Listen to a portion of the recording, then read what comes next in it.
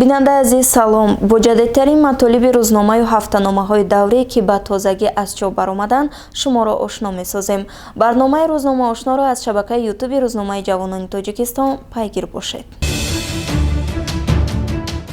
шумораи охири рӯзномаи ҷавонони Тоҷикистон 17 декабри соли ҷорӣ ба таб расидааст ки дар саҳифаи аввали он хабаре бо номи Федератсияи футболи Тоҷикистон 4 соли рушди минбаъда бо Рустами Эмомалӣ ҷой дода шудааст. Матлаби мазкур дар бораи дигарбора интихоб шудани Рустами Эмомалӣ ба ҳайси президенти Федератсияи футболи Тоҷикистон навишта шудааст. дар хабари мазкур гуфта мешавад ки баъди суханронӣ ва миннатдории президенти тозаинтихоби Федератсияи футболи Тоҷикистон аз вакилони ҷаласа ҳайати нави кумитаи иҷроия муовинони аъзоҳо тариқи овоздиҳӣ таъин карда шуданд. душанбе 36 автобус ва 69 троллейбуси нав дар хизмати сокинон. ин гузориши саҳифаи 2 рӯзномаи ҷавонони Тоҷикистон аз фаъолияти автобусу троллейбусҳои нав ки дар хатсайрҳои шаҳри Душанбе ба фаъолият оғоз карданд иттилоъ медиҳад. гуфта мешавад ки дар муаррифии ин автобус ва троллейбусҳо асосгузори сулҳу ваҳдати миллӣ пешвои миллат президенти ҷумҳурии Тоҷикистон муҳтарам Эмомалӣ Раҳмон ва шаҳрдори Душанбе иштирок намуданд. ғамхории навбатии 120 оилаи кормандони Кумитаи давлатии амнияти миллӣ бо хона таъмин шуданд. дар хабари мазкур омадааст ки пешвои миллат муҳтарам Эмомалӣ Раҳмон дар баробари супоридани калиди хона ба 120 оилаи кормандони мақомоти амнияти миллии кишвар, инчунин барои бунёди бози як бинои 16 ошона барои кормандони низомӣ санги асос гузоштанд. шаҳри сабз муҳити тозаи экологиро таъмин мекунад. ин номи матлаби дигарест ки дар рӯзномаи ҷавонони Тоҷикистон рӯи чоп омадааст. дар ин мавод гуфта мешавад ки дар пайравӣ аз иқдоми шаҳрдори Душанбе ин мавсим дар пойтахти кишвар беш аз 100 000 дарахтони сояафкану ороишӣ ва зиёда аз 100 миллион адад гулҳои бисёрсола аз ҷумла 3,9 миллион дона гулҳои лола шинонида ва парвариш меёбанд. ҷоми пешвои миллат аз ҳавасмандгардонӣ то омавияти шоҳмод. дар ин хабар навишта шудааст ки бо иштироки раиси кумитаи кор бо ҷавонон ва варзиши назди ҳукумати мамлакат Абдулло Раҳмонзода даври ниҳоии мусобиқаи мазкур дар маҷмӯаи варзишии Борбади Душанбе ҷамъбаст гардид. мусобиқаи мазкур соли дуюм аст ки бо ташаббуси кумитаи кор бо ҷавонон ва варзиши назди ҳукумати кишвар гузаронида мешавад ва маблағи умумии мусобиқа 100 000 сомониро дар бар мегирад. киё соҳиби маблағ ва ҷоиза гардиданд, инро метавонед аз саҳифаи 4 рӯзномаи ҷавонони Тоҷикистон мутолиа кунед.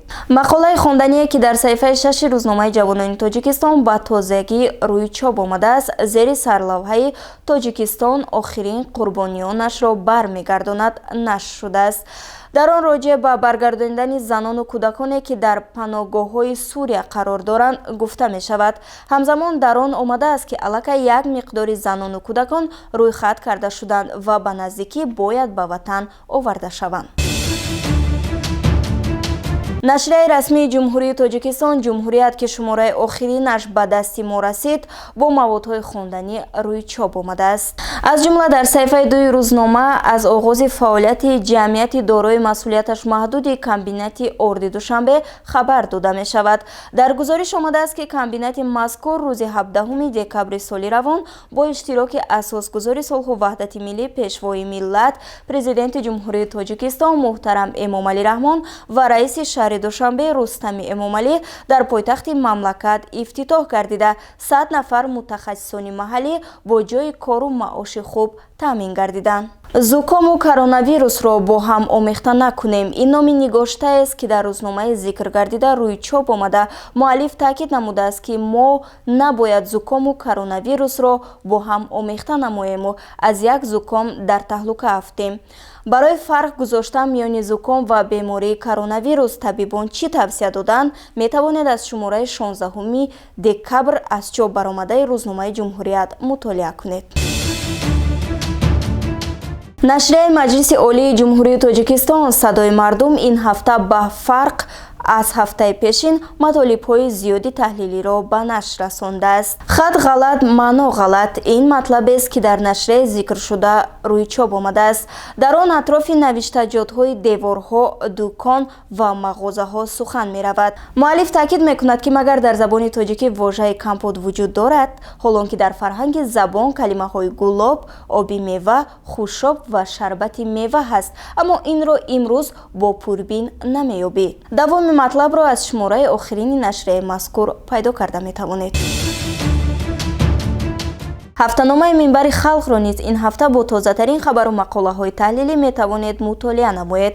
аз ҷумла дар саҳифаи 8 ва 9 ин нашрия мақолае бо номи «Нерӯи нарм ва дипломатияи фарҳангӣ омили таҳкими мавқеи Тоҷикистон дар дохил ва хориҷи кишвар» аз мақолаҳои меҳварии ин шумора ба ҳисоб меравад. дар ин мақола роҷеъ ба мафҳумҳои пайдоиши нерӯи нарм ва дипломатияи фарҳангӣ сухан меравад ки шакли пурраи онро метавонед аз нашрияи мазкур хонед. саҳифаҳои ҳафтаномаи адабиёт ва санъатро низ ин ҳафта маводҳои марбут ба озмуни ҷумҳуриявии Фуруғи Супидоноӣ хеле хонданӣ намуданд. оинаи равшани дил матолиби хонданиву пурмуҳтавои саҳифаи 2 ин ҳафтанома ба шумор рафта, дар он андешаҳои узви ҳакамони озмун ҷой дода шудааст ки аз рафти озмуни Фуруғи Супидоноӣ қисса мекунад. дар он навишта шудааст ки имсол дар озмуни мазкур рақобат ҷиддитар буд. дар давом аъзои ҳакамон таъкид намудааст ки кош ин манзара тамоми сол идома мекард. оид ба рафти озмуни Фуруғи Супидоноӣ ва натиҷаҳои он бохабар шудан мехоҳед, шумораи охирини ҳафтаномаи адабиёт ва санъатро мутолиа кунед. ҳафтаномаи Фараж ин ҳафта матолиберо зери номи талоқ дар саҳифаи 7 худ аз чоп баровардааст.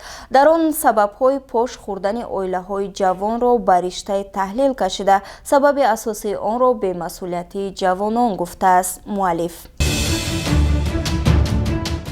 асли террор аз ислом нест ин мақолаест ки дар нашрияи СССР рӯйчоб омадааст. дар он гуфта мешавад ки терроризму ифротгароӣ ба ислом рабте надорад ва ислом ин ҳамаро маҳкум мекунад, аммо гурӯҳҳои экстремистии исломро барои манфиатҳои худ истифода мекунанд. шакли пурраи ин матлабро аз саҳифаҳои ҳафтаномаи зикр намуда дастрасу мутолиа карда метавонед.